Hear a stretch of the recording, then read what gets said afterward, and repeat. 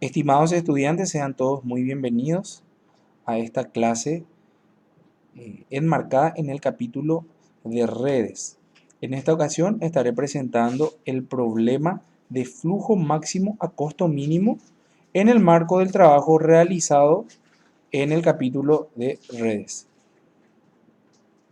El problema del flujo máximo a costo mínimo tiene una posición central entre los modelos de optimización de redes. Primeramente, abarca una amplia gama de aplicaciones.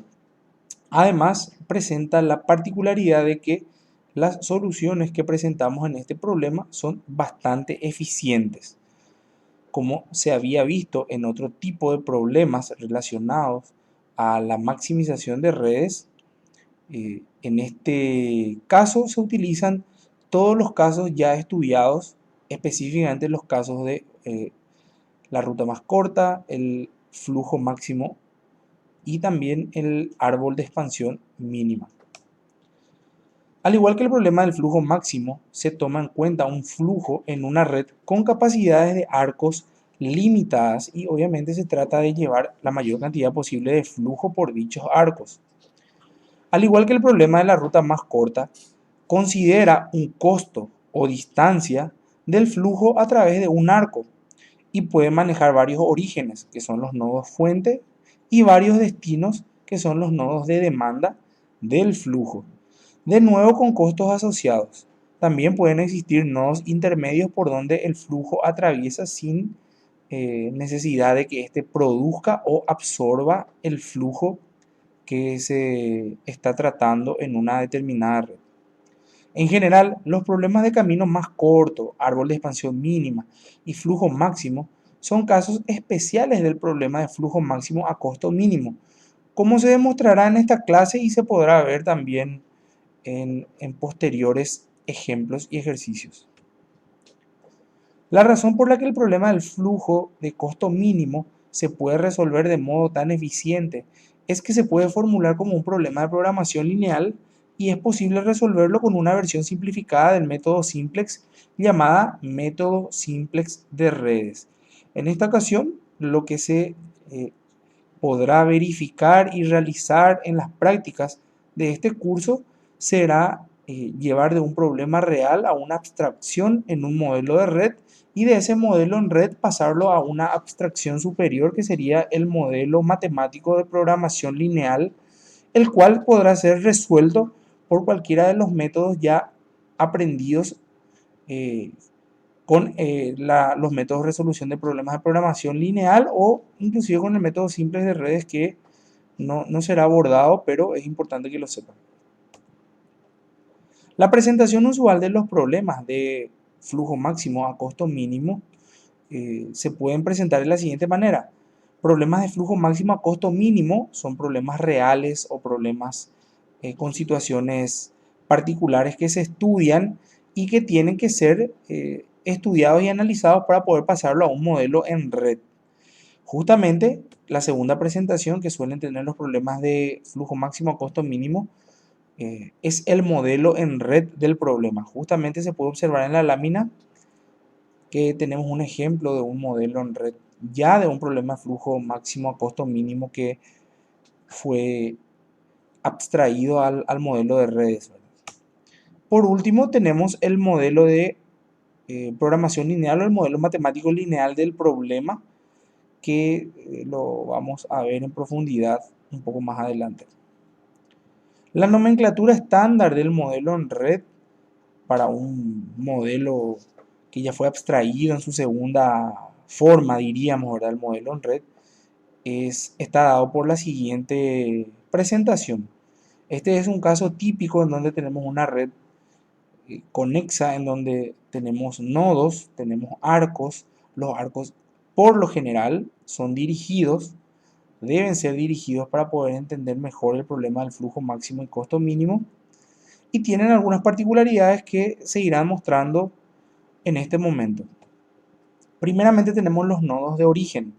Los nodos de origen son aquellos nodos que están etiquetados con una, con una variable, con una etiqueta que se puede ver delimitado en los cuadros azules.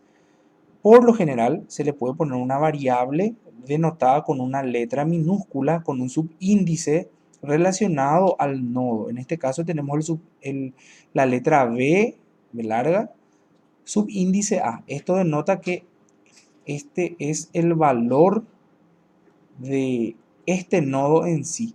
¿Y cómo yo puedo identificar que es un nodo de origen? Y se identifica con el valor que está encerrado entre corchetes, pero con signo positivo. Por lo tanto, si yo veo un nodo y sobre un nodo o al costado de un nodo está indicado un valor en corchetes con signo positivo, yo puedo decir que es un nodo de origen, es decir, está produciendo esa cantidad de flujo, de ese lugar parte ese flujo.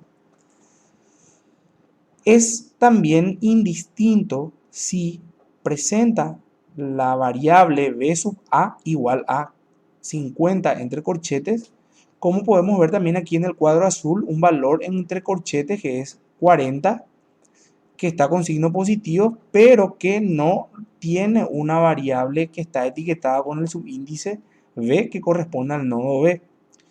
Por lo tanto, la nomenclatura más utilizada es el valor entre corchetes, que indica qué tipo de nodo está representado por el valor que se encuentra entre corchetes y principalmente su signo.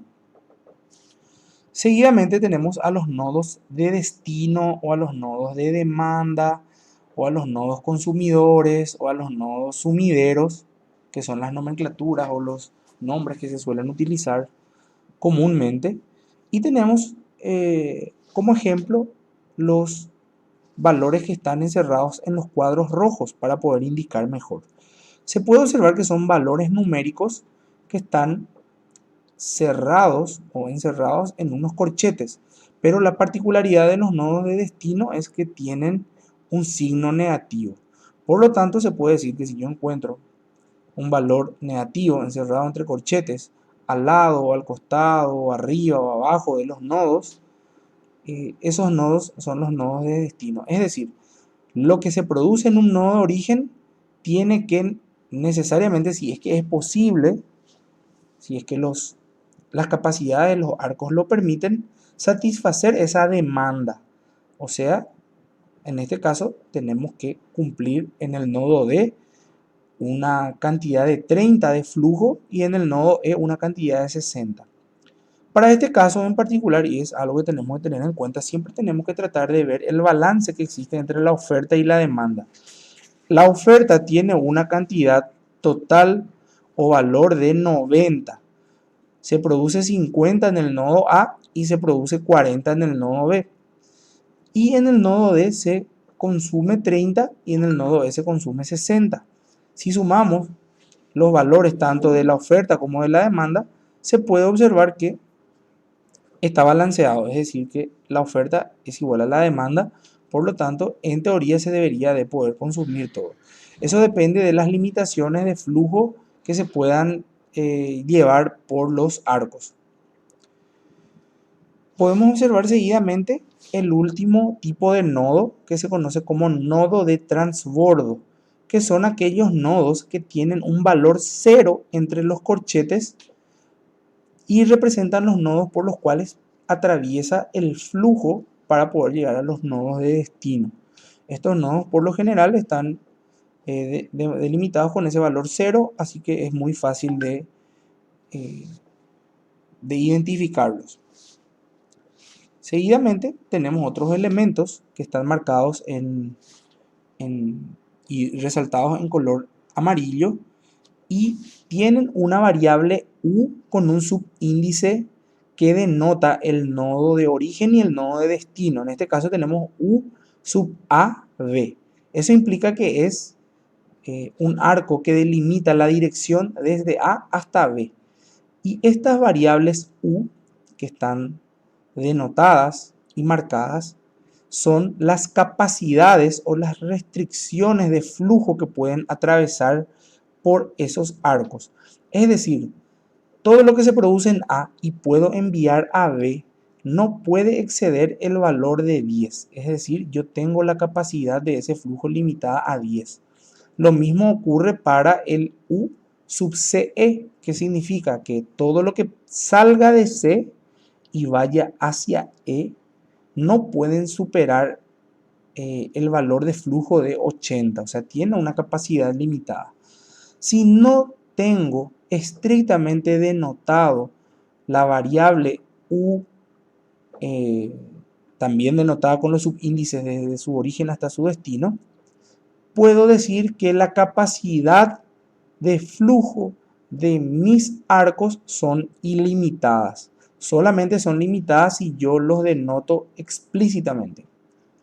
Entonces podemos observar que en esta red solamente los arcos AB y o sea, los arcos AB y CE son arcos que tienen restricciones para el paso del flujo a través de los arcos mencionados. Por otra parte, tenemos las variables C o las variables de costo. Estas variables de costo pueden o no tener una etiqueta de la variable C sub A sub D, por ejemplo, que podemos ver aquí arriba en la red, y que representa a lo que me cuesta pasar por unidad de flujo por ese arco. Es decir, cada elemento que pasa por ese arco me cuesta 9 o tiene una distancia de 9. Se le puede llamar de diferentes maneras, pero en general es el costo. Como podemos ver en esta otra forma, la capacidad del nodo A al nodo B, el costo, perdón, del nodo A al nodo B es de 2 y no es necesario que se pueda escribir explícitamente la variable C con los subíndices desde A hasta B para que se sepa que es un costo. Si aparece un valor numérico sobre el arco, podemos decir tranquilamente que es el costo que tiene el paso del flujo por ese arco. En este caso, todos los arcos tienen un valor de costo. En este caso podemos ver, por ejemplo, el arco AB tiene un valor de costo 2 y tiene una capacidad de 10.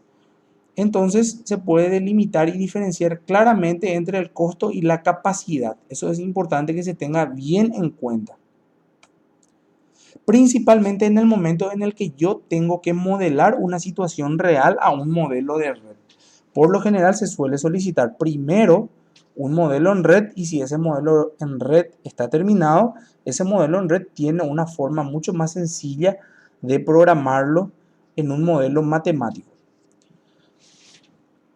Por último, y obviamente algo que ya estuvimos mencionando o que se estuvo mencionando de manera tácita, es el arco. Los arcos representan a la dirección y al camino que puede atravesar el flujo desde un punto hasta otro punto.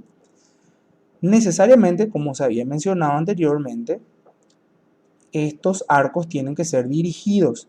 Y este es un caso bastante interesante porque tenemos el arco DE, que está denotado por la flecha, por la arista, y tiene un costo de 3. Pero podemos observar claramente que el arco ED tiene otro costo. Y eso es posible. Puede tener un costo de ida y otro costo de vuelta. Y en el caso de que sea bidireccional, como en este caso, se debe indicar la bidireccionalidad de esta manera. Y si es de una sola dirección, no existe mucho problema, se indica con una flecha. Estos son los elementos fundamentales y básicos que tiene que contar una red o un modelo en red que fue el resultado de abstraer un modelo o un problema de flujo máximo a costo mínimo. De esa misma red, después saltamos a la nomenclatura estándar del modelo matemático. Podemos observar en esta lámina que la nomenclatura estándar del modelo matemático es una nomenclatura altamente conocida, basada principalmente en los modelos de programación lineal y que tiene ciertas particularidades que se deben cumplir para poder modelar de un modelo en red al modelo matemático. Si podemos modelar la situación real a un modelo en red, modelarlo de un modelo en red al modelo de programación lineal es bastante sencillo y siguen reglas bastante prácticas, como por ejemplo analizar primeramente todo lo que sale de cada nodo de origen, analizar todo lo que entra y sale de un nodo de transbordo y analizar todo lo que entra en un nodo de destino y tratar de minimizar los costos asociados al paso de ese flujo. Esto se va a observar de una mejor manera en los ejemplos y los ejercicios que serán realizados oportunamente. Desde ya, muchas gracias por su atención y por observar este material. Ante cualquier pregunta, consulta o sugerencia, dejo a consideración mi contacto. Muchas gracias por todo, estimados estudiantes. Saludos.